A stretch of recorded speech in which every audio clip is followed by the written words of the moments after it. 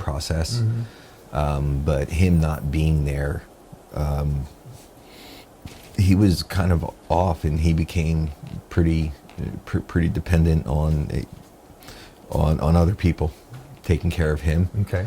So it was me and my 3 brothers at the time that were really kind of, what do we do? And it kind of became what was once a family unit, with my mom being the glue, really quickly started to separate, with everyone trying to just do what they have to do to survive. It became survival.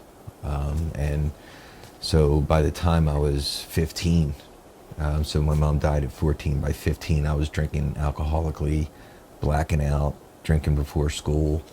And Medicating. It was coping with the pain best you knew how to do. I didn't know how to feel. So then that story that for me encapsulated, that was the moment that you remember feeling like, wow, I'm utterly and totally alone. Tell that story about the detention in your sophomore year in high school. Okay.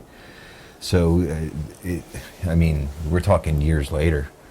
Here I am, a 45-year-old man, and I'm feeling, I got to this place where there was another relationship that didn't work out. I was feeling the effects to that, and that was really a catalyst for me to start taking a look and saying, hey, what is going on here that is causing this? Because I just got so tired of struggling, so tired of trying to live. I knew God always had a purpose for me, and I knew it was life abundant, and I knew that there was a difference between being alive and living life. And I wanted so desperately to live life. But at 45, it just became such a struggle. And it's like I got so tired of the struggle, so tired of just striving and trying to accomplish something and trying to get somewhere, that I got to this place where I really needed to start looking inside and seeing what was going on. At this time, I'm 6 years sober, free of alcohol. I had done a lot of work in getting to that place, but something was not right. So I call this, by the way, what you're about to get. I've heard it called enlightenment at gunpoint. Yeah. You would have never chosen this, but the thing that happened to you just got so sick and tired of being sick and tired. It's like I'm desperate, and God showed up with this revelation. He really did. I'll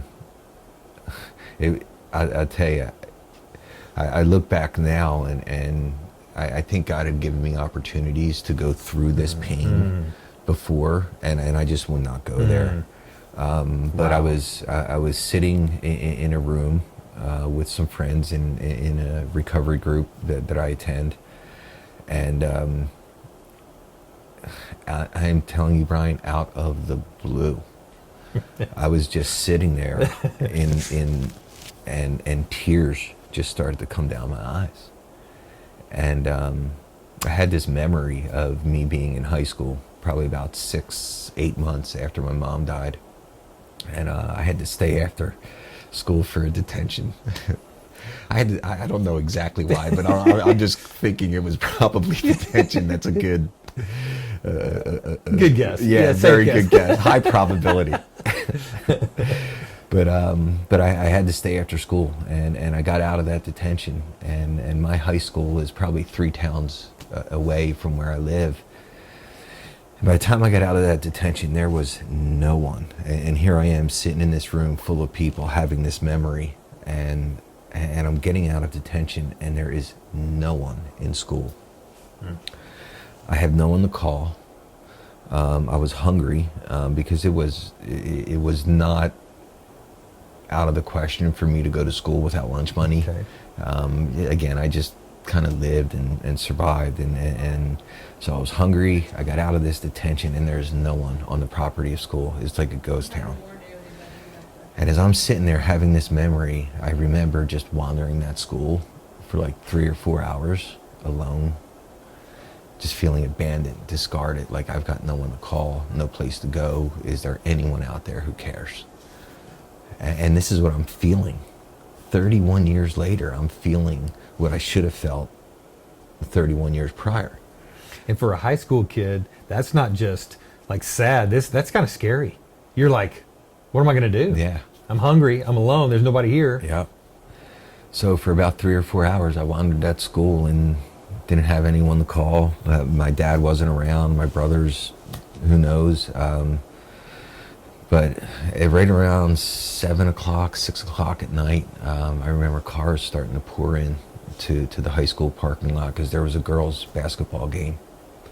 And man, I got excited because I was thinking I could find someone from my hometown that might offer me a ride home if I asked them. And lo and behold, I asked, and I was someone agreed to give me a ride home. But they had let me know that the team and some of the folks from the team and their families were going to be stopping off at a pizzeria on the way home, and that they were going to have that time. And was I okay with it? And of course I was okay with it.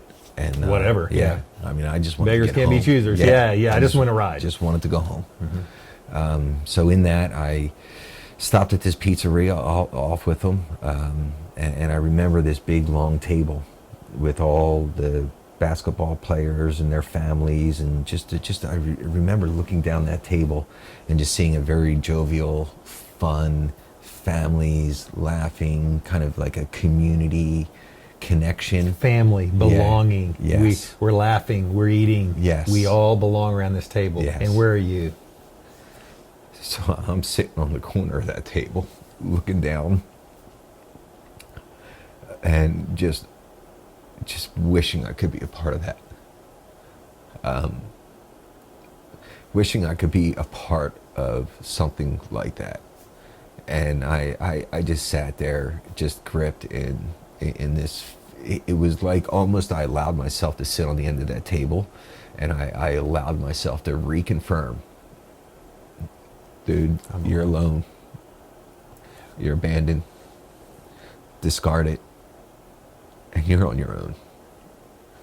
And they were eating. I was starving, and I don't even know if anyone offered me any pizza. But even if they did, in that state, I might have even said no. Yeah.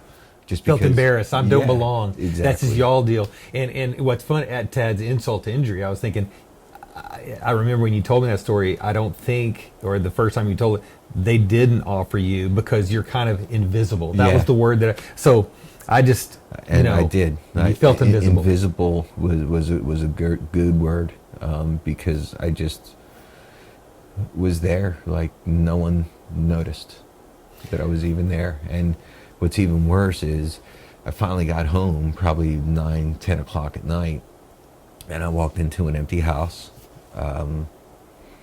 and there was no food in the fridge. And I remember just walking into a dark, empty house, and there was this bag of potato chips with some of those crumbles down at the bottom, and I just swallowed them and went to bed. And I believe to this day that God allowed me to experience that memory.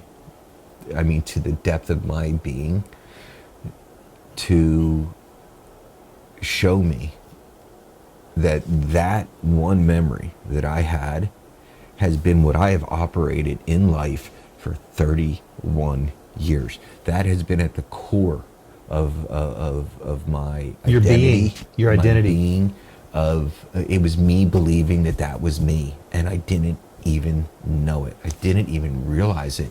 And God showing that to me. So you're in this group, this recovery group. God gives you this out of the blue, this memory. You share it.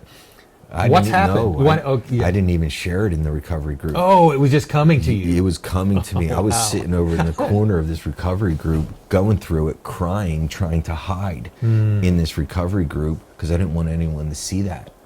And it was like I literally sat with that, praying, God, what do I do with this? That's my next. So what did you do with it? Did you journal it? You came and told me at some point. Yeah, I did journal it. And it was funny. It was the very following week.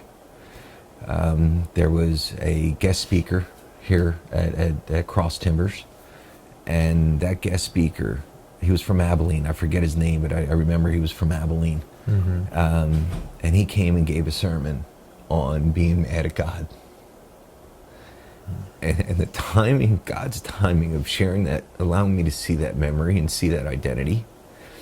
And then that sermon, I went home from that sermon and I sat at my desk.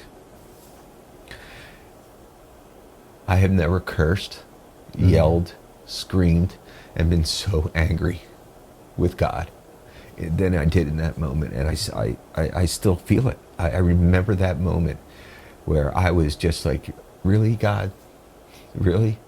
So you're going to take the one thing that offers me the biggest security, you're going to take it, and then you're going to leave me in this for 31 years, and you call yourself a God who saves? Yeah. You call yourself a God who restores?